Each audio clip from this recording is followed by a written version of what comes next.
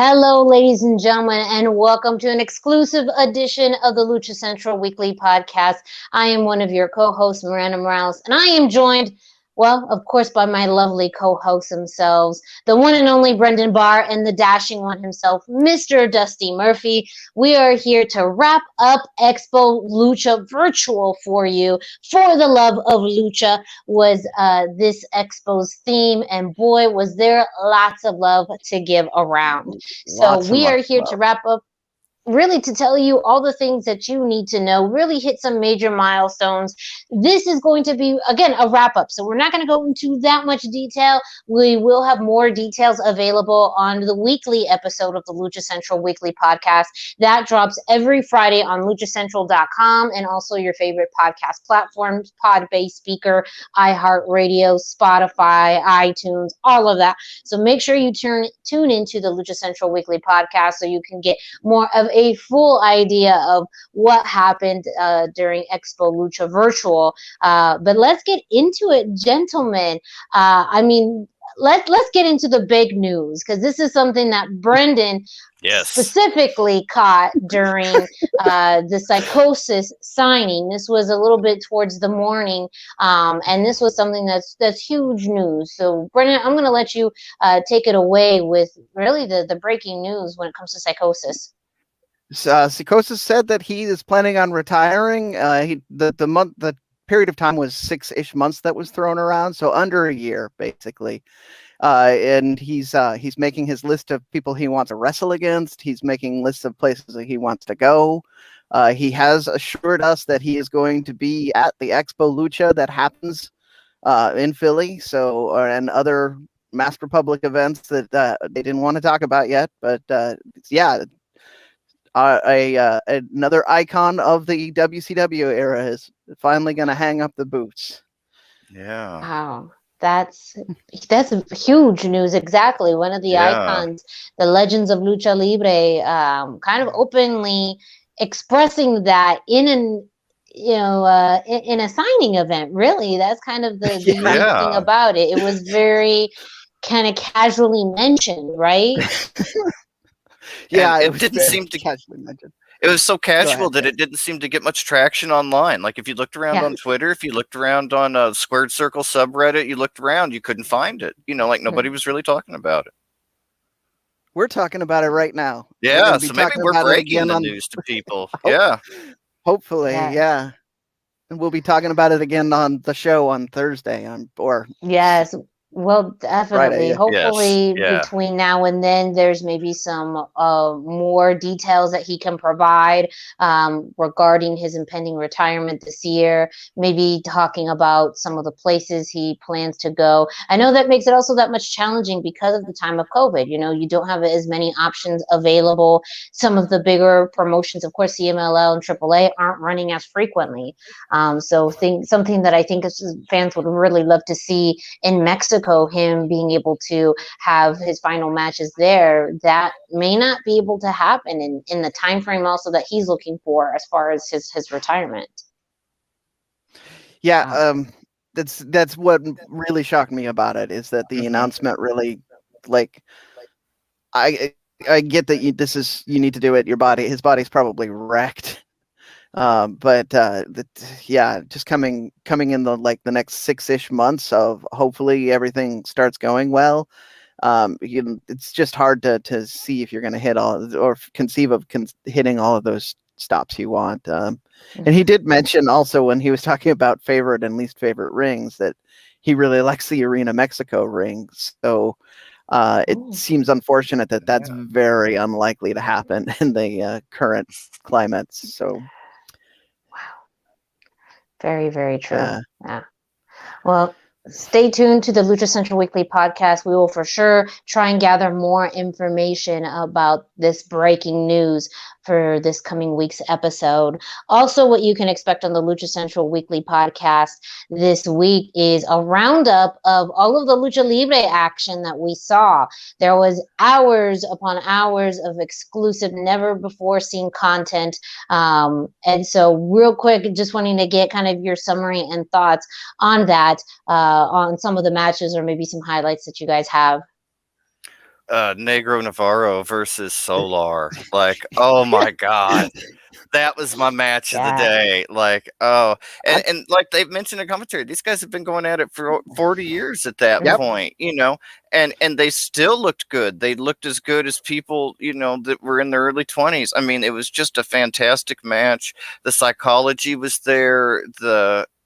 Just perfect. A lot of mat-based work and the old school lucha libre that you don't see a lot of anymore, and that was very cool for me. I said to everybody going in, like, that's the one that I wanted to see. I absolutely wanted to see. I was not disappointed. But the unknown element to us was that we had 4 or 5 Lucha Time matches. And for a lot of people in North America, or not in America, that's their first chance of seeing this product. So I'm excited to break those ones down. I've been watching Lucha Time. We've been talking about it on the show, so we will have some talk about who these guys are that you're watching. We'll really be able to break that down during the Indie Roundup segment of the show as we come out.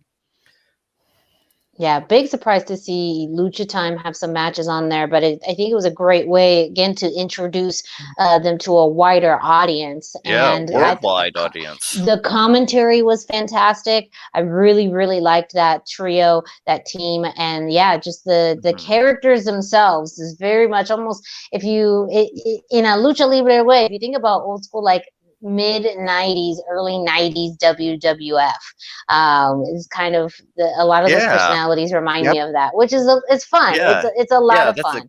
It's a great comparison, actually.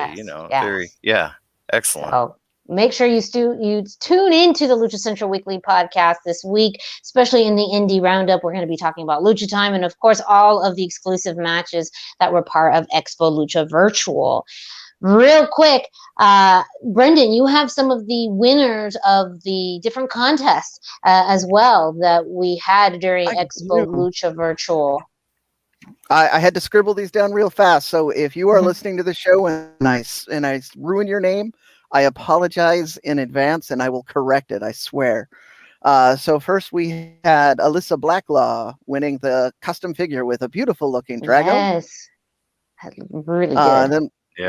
Then we had Adrian S. with best cosplay, was 2 very little ones and really adorable outfits.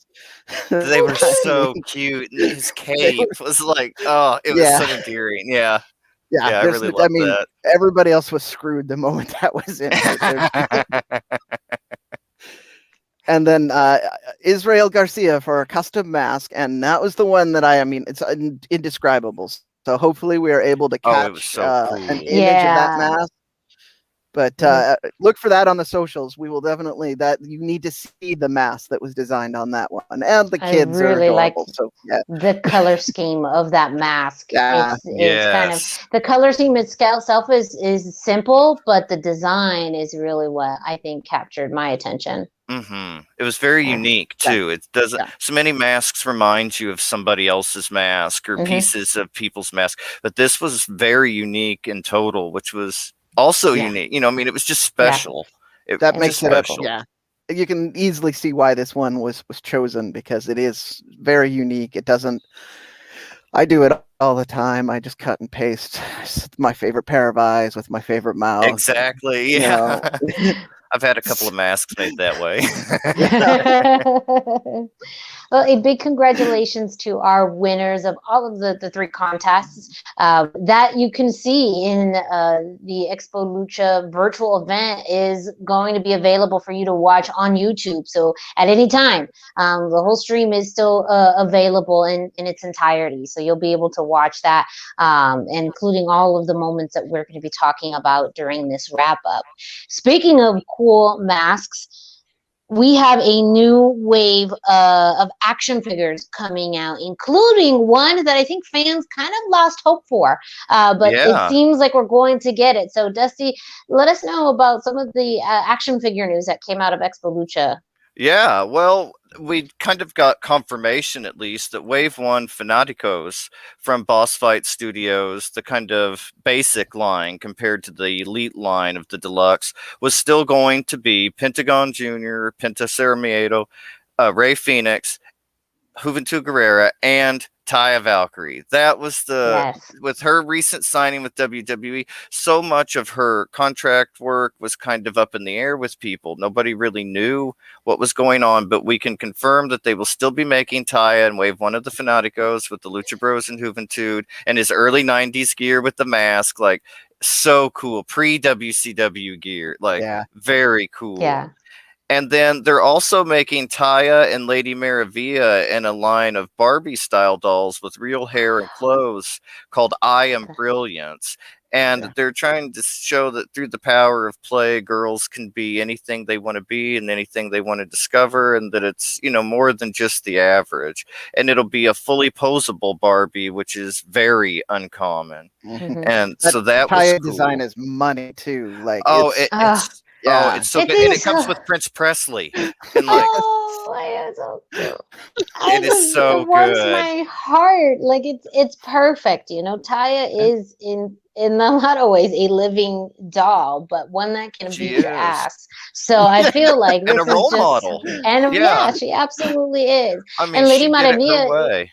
Yeah. is a legend, a pioneer in lucha libre, and so I'm so glad that both of them are getting recognized and having something. I mean, a Barbie doll for some people doesn't mean a whole lot, but for little kids who play with them all the time and Yes. incorporate them in their day-to-day play, and then be able to visualize themselves through these dolls, it's a huge, huge, huge aspect of a child's life. And I think also for us as just adults to get to see these women that we love and admire being able to be recognized in such an iconic way. I personally love it. I do like, I mean, I don't have a whole lot of action figures, but for sure I'm going to get those Barbies. Yeah.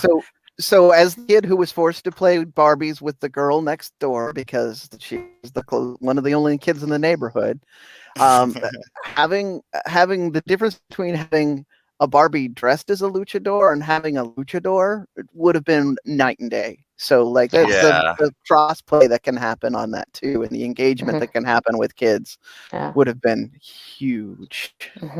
One thing I did really enjoy about this Expo Lucha and the boss fights panel was too being able to show the intricacies Yes. in the details in their work and their manufacturing. Yeah. And their manufacturing, which for some people is like, oh, that's kind of boring, but it's not when you look at it. Super interesting. It was very interesting because they have a high level of detail. They explain how their manufacturing works. And when you think about it in a mass production line, like a Barbie, like a Bratz doll, like, even Mattel in general, they have, I'm sure, huge, huge machines compared to boss fights where they have, very massive plates and massive items that they use to create these action figures, but they're all specialty and they're all like, they have so many of them because of the fact that the level of detail in their work is really specific. And so it's something that, one, it shows in the product. Two, definitely can explain the price sometimes. But three is what makes Boss Fight like really unique as a company and in the products they deliver. It's their attention to detail, and especially in the Lucha Libre masks and the outfits and the tattoos, the gear, the gear. Penta's face paint, everything was just perfection. Yeah. It's the best quality you're going to find, period. It is. And we also got to see the finalized designs for Wave 2 of the deluxe line that will have Conan with 2 different heads and Lady Maravilla. So that'll be Lady exciting. Maravilla's money too. Oh, they're so good. They are both amazing.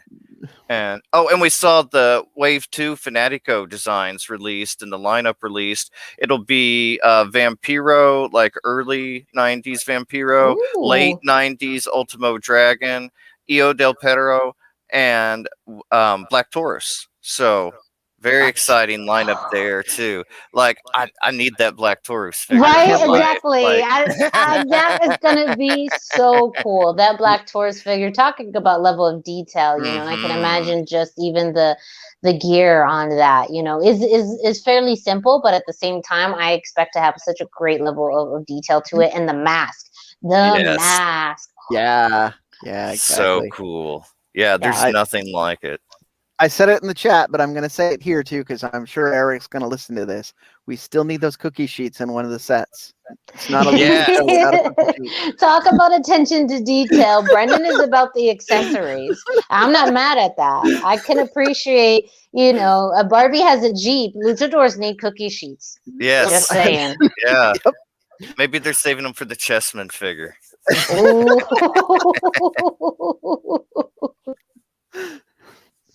And these need to be pre-dented cookie sheets as well. Like these need to be banged up cookie sheets. Yeah, for the full pose. Yeah, for the before and yes, after. yes. So just putting it out there. If you're gonna make the cookie sheets, you got to make them, brand new and also used. But that's one of the things that makes Expo Lucha so unique is really the variants that you have in these panels Absolutely. throughout the day. And really it hits for every type of pro wrestling and lucha libre fan. So if you are a fan of, action figures and collectibles, there were several panels, but the boss fights one in particular, it was one of the more fascinating ones. And if you're into merchandising and products, there was a lot of in-depth information about that too. That's pretty fascinating. I am that guy. That's totally me. And since we're on that, I just want to say this is a great preview for the live version of it too, because I had a similar experience. They just had the Boss Fight Studio booth at Expo Lucha, and I could just go right up and talk to Eric about that, and he could show me the moving parts. He could show me all the love and detail that went into it in person, one-on-one. So like, this is in some ways cooler because we got to see all those detailed sketches he wouldn't be able to travel with, and we got to see the machinery that we did. But it's good. It's a good primer for what you get, because you can feel the passion that he puts into that product when you talk to him in person. It's kind of infectious, and you get that with anybody that you're talking to because you're in this environment of fans who are just excited about Lucha Libre, and so everything that's there, even the lady that sold the scented soaps, I could talk to for hours about Lucha and soap. So I didn't know I needed Lucha soap until now, but like I you go to Expo Lucha and you see a lady that's selling Lucha themed soaps, and it's also the best smelling section of the entire area. You're just like, I'm about this. Yeah, I've been missing out all these years. There's still time, Dusty. Yeah, I'll get some now. Like hopefully she makes the trek out to Philly, because it'll be worth it. Yeah, I'll have to see if she's online. One of the other big aspects of Expo Lucha are the interviews. And this time around, we had two very exclusive interviews. The first one we had was with Denise Salcedo and Cassandro. And that one, I teared up multiple times. Like, this was such a feel-good, amazing interview. Oh, it really was. Like, I already loved Cassandro, but after it, I was like, oh, my heart for Cassandro, it just grew two times too big. Oh, I just want to, Go ahead. No, I just want to say, for both of these interviews, and we haven't talked about the other one yet, but it felt very much like we got the right interviewer for the interview. We got very true. They got and Denise did a beautiful job of relating with Cassandro on this one, and then helping kind of push that individuality message forward, which I just love. Yeah, it was really cool, and it was a chance to connect with him on a personal way that was I hadn't really had before. I've seen him wrestle several times, but I had not seen like this personal connection with them before. Yep. And that was so cool and so unique and special for somebody. And you think about how few luchadors you get to see, and his command of English was fantastic. Yes. And so like it was really good, really good. Like I went into it knowing that was the interview I wanted to see, but I had no idea how much I would like feel emotionally connected with him because of it. Yeah, that's such a valid point. And him sharing his stories about his struggles, both in his health, in breaking into the business, in being an exotico, in the harassment that he received from promoters, luchadors, fans, and how he overcame that. And I love the story at the end when he talks about going to Rise and wrestling at Rise, and that being something I don't think he thought would ever exist in his lifetime for people in the LGBTQ community, and being home and finding people who admired him and looked up to him. I think it's a beautiful, full circle to be and to be able to witness and experience. And also I love how Denise mentioned with him, he is an exotico, but he took his wrestling training seriously. And so he was not what you expected. He really reframed an exotico, not just being a showman, but being technical. And I love how they discuss that and go back and forth on that during the interview. Yeah. It was a great interview. Again, great job. It really was. Yeah. Fantastic. And we know, Cassandro has a lot coming up as well, with his own action figure. The movie, which he actually, mentioned during the interview, is going to start filming fairly soon, in the next few months. He also talked about a play that he's going to be producing and writing, that's going to be in the United States, a short kind of one-man show, and that he still has a lot of wrestling to do. So it makes me very, very excited to see what the future is for Cassandro, but also to acknowledge his fight and his growth and his, just presence in Lucha Libre. It's something very, very special. So I highly, highly, highly recommend you check out that interview. And Brendan also, amazing job as far as talking about matching up these interviews with the right interview teams or interview peoples, because Masks, Mats, and Mayhem interviewed the one and only Vampiro.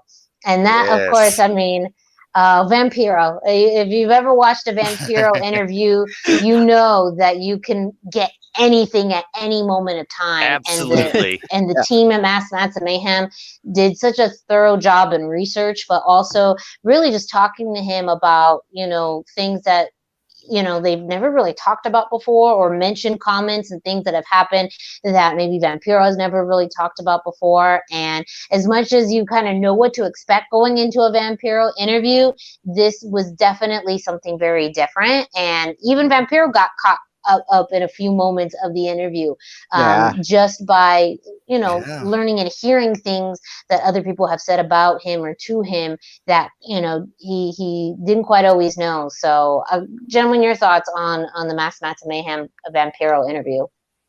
I really enjoyed it.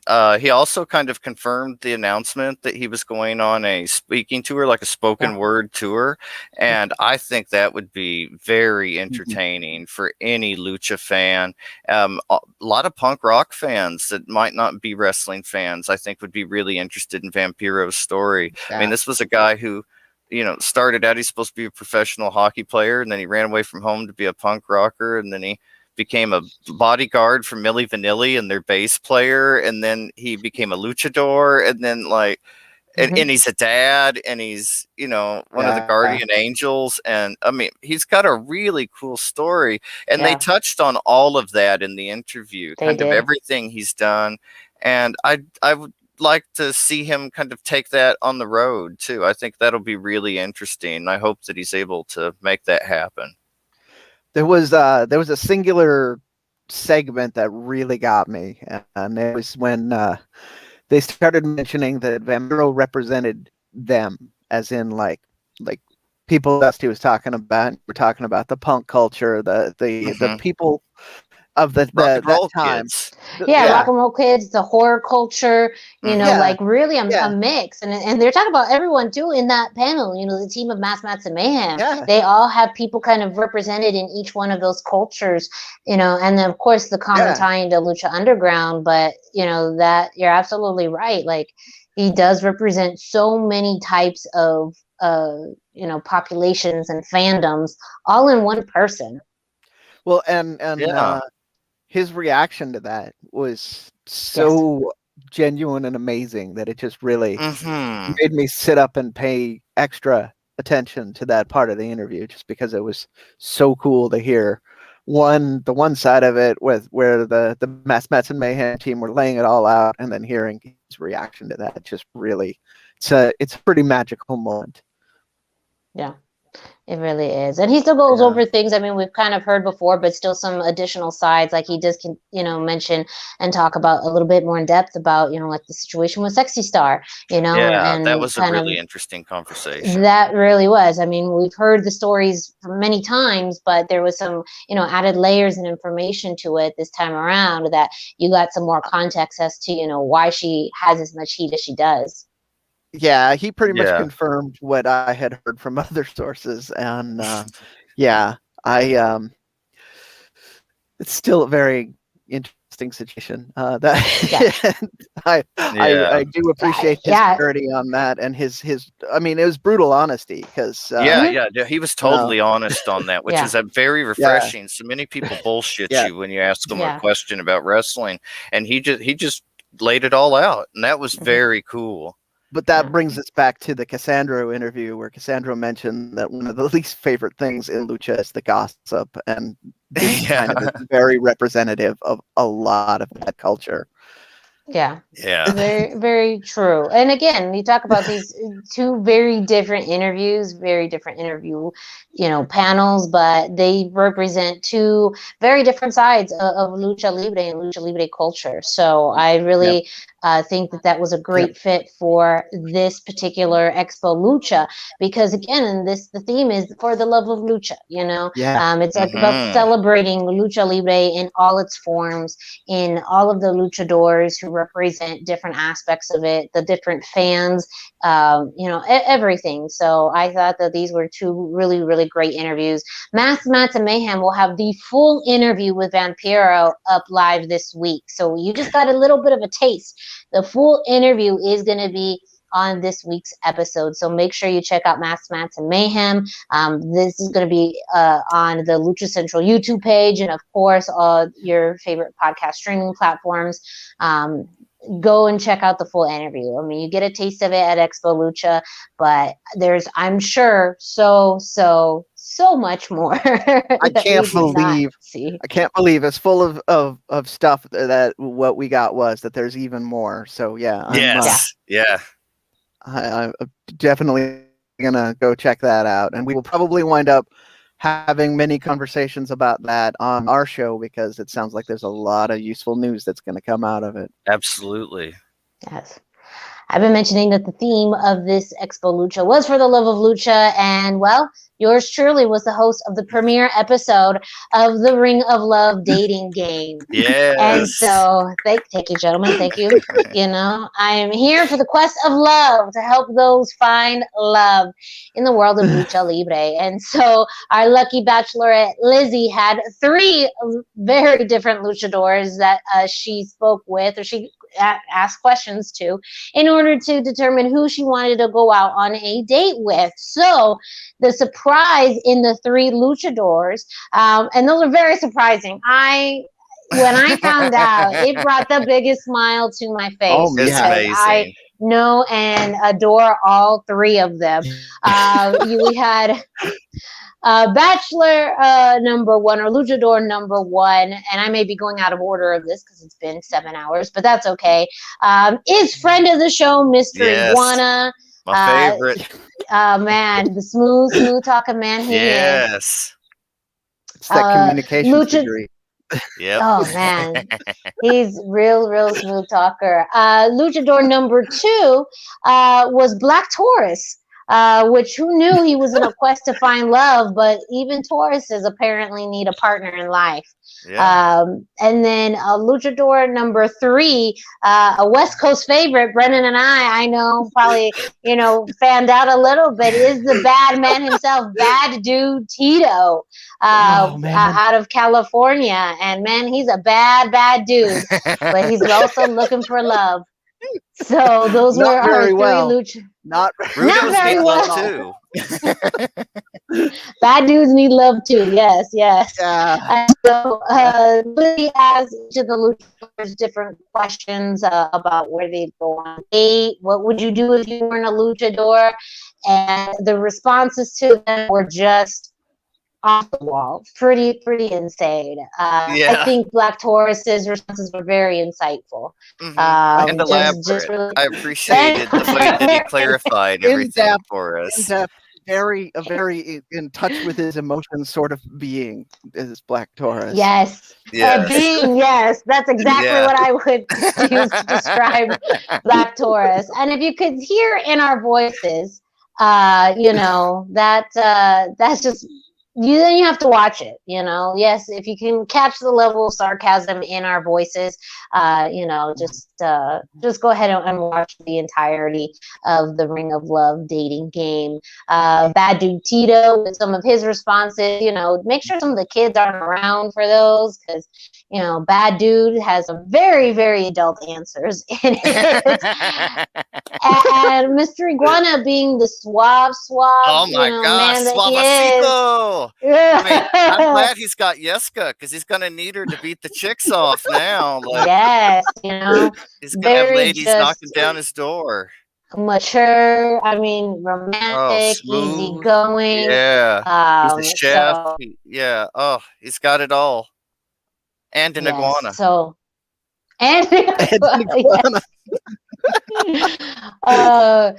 For Lizzie, the lucky bachelorette, she ended up choosing Mr. Iguana as the luchador that she is going to go on a date with. But we had some breaking news by the one and only Kevin Klein, who jumped into the show. Grilled cheese master.